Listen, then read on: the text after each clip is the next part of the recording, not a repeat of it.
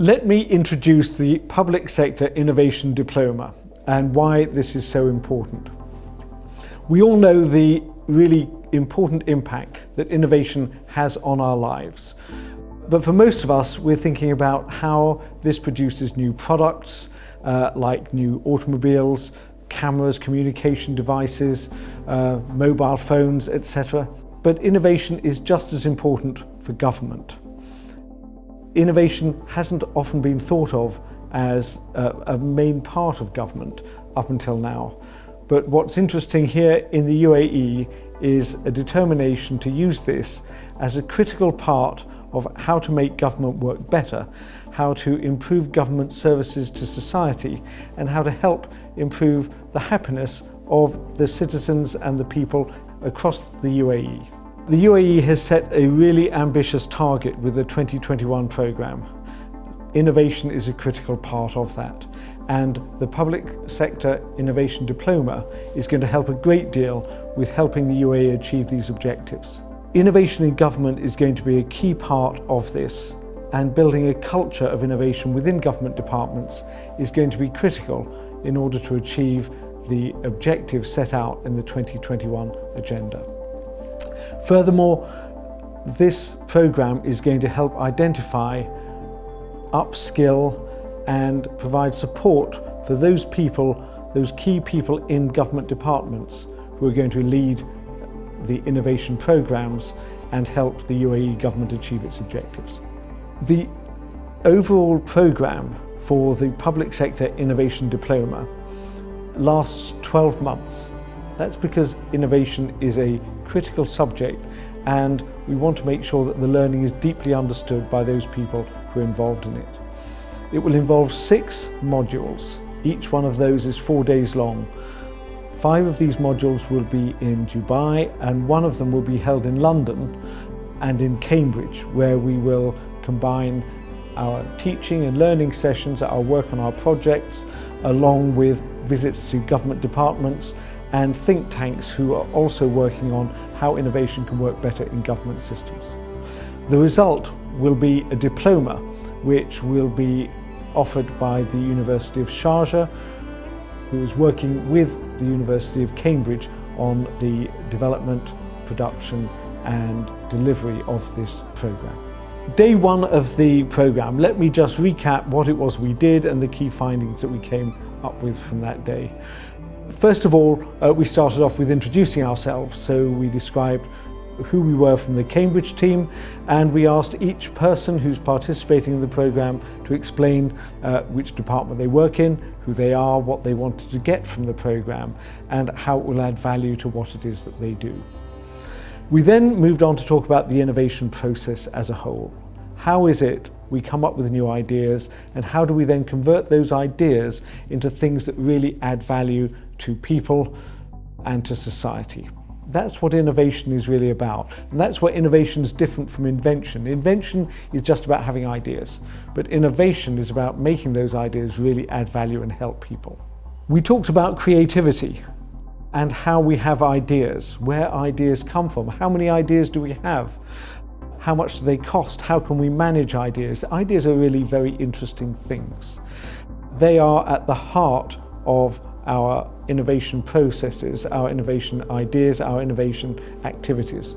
But an interesting thing about the innovation process as a whole is that ideas are right there at the beginning. The really hard work is to take those ideas, maybe modify them and make them better, but undertake the development work that's needed to make those ideas really happen and really add value to people. Now that process may take 6 months, it may take 12 months, sometimes it may take a number of years. And it's that process of going from the idea through to a product or a service that really works and adds value to people that the innovation programme is about.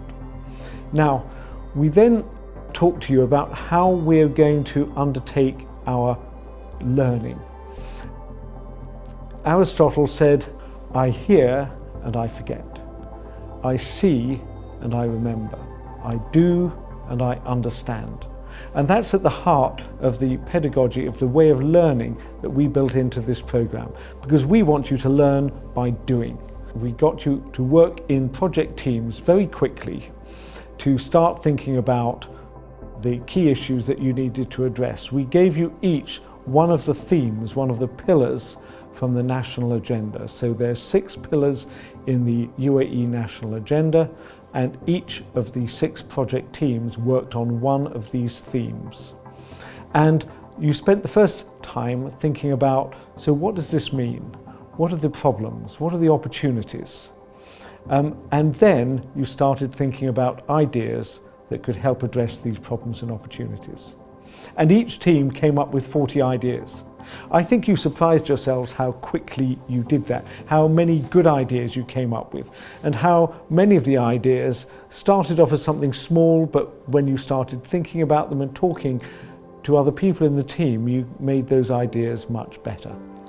You'll remember we put these all on post-it notes, we put them up on our whiteboards, and we then talked about how they would fit together, how we clustered them into different groups, because we found that we didn't just have one theme, our ideas had a number of themes, and we then looked to see what could we do to make those ideas better. That was a very busy day one. Did you think you could be so creative, to have so many good ideas? Well, it was a great result. On day 2, our job was to select our best ideas and then work on these best ideas to take them forward. We worked on selecting our best ideas as teams. We didn't always quite agree, but we tended to find that by the time we had talked it through, we understood the problem a bit better, and we discussed how those ideas could really work, that in every team we actually got quite close agreement on which were the top 3 ideas out of the 40 that you had selected, that you had identified in day 1. Now we've got 3 good ideas. The next step is to look into these in a bit more detail. We need to understand more about the context, about the background, about how these ideas would actually deliver value to people. How would we actually make them happen? What would we have to do to really make them work? And developing these contexts was the important part of the work for day 2. And you worked in sub-teams. Each team broke up into 3, and your smaller groups of 3 or 4 people all worked on developing that concept for an individual idea to make it much more detailed, and you presented these to each other to get feedback, critique, and help make those ideas and concepts even better. That was again a really busy day in day 2, but just like day 1, this was learning through doing. Day 3 was about your team and how to make your team work more effectively, more efficiently, but also very importantly about stakeholders and how to manage stakeholders. When we talked about your team, we looked at roles, how the team was going to work together, the different responsibilities, and how different individuals may take on different tasks. But whilst taking on different tasks, they needed to work together. We talked about high performance teams and what really makes high performance, and how high performance is really important to get really good outcomes. The next step on day 3 was to talk about stakeholders. Now initially this sounds less important, but when we worked through a simulation, which was a real life type of problem, where we had a difficult problem which needed a number of people to be on board to make it work, I think we all realized how critically important stakeholders are to making innovation happen and making our ideas come to life. We could see that firstly, it's impossible to get, or very nearly impossible to get, all stakeholders totally happy with what we're doing. We need to understand who are the critical stakeholders, what are their goals and objectives, and really importantly, how they interact together and how our stakeholders actually form a network who communicate to each other as well as to us.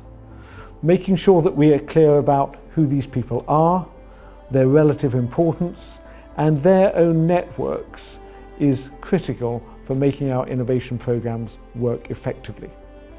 And having done a simulation, we then tried, or each team was asked to develop their own stakeholder networks, their stakeholder influence maps, to identify what you need to do on making these projects successful in terms of managing your stakeholders. What I hope came out of this day's work is how absolutely important it is that we undertake effective stakeholder management. Day 4, and what was really amazing was how everybody really kept up their energy throughout the whole of this 4 days.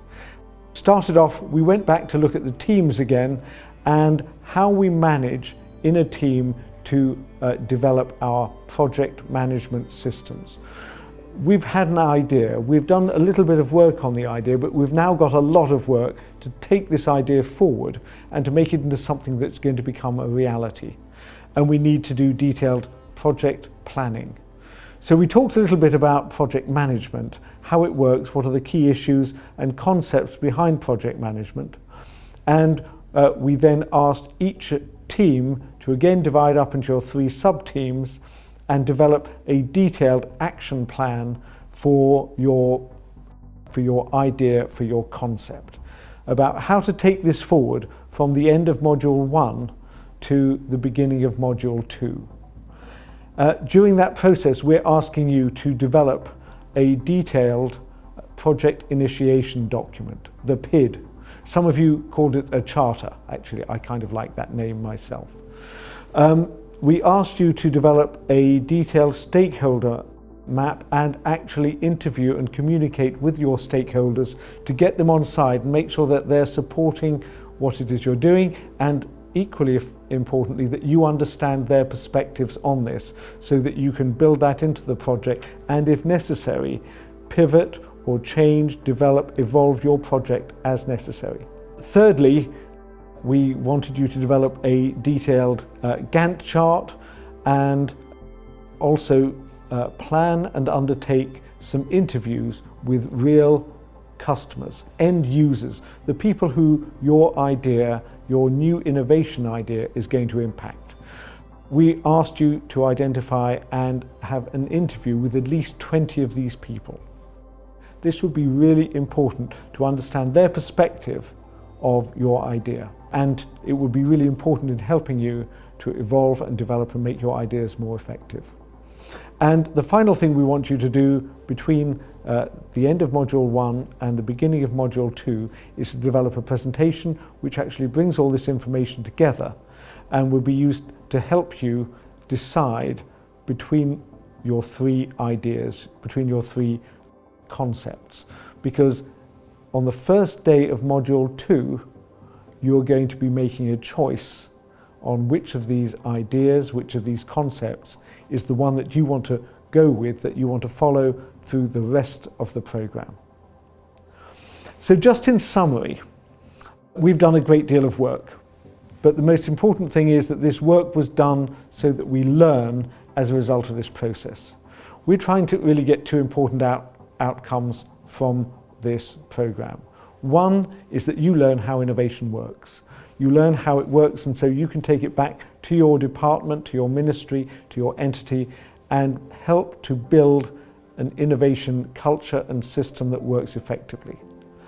But there's something else we want to get out of this as well. We want to get 6 really exciting projects that deliver value to people within the UAE, that make your departments more efficient, more effective, and better at delivering services that people want and need.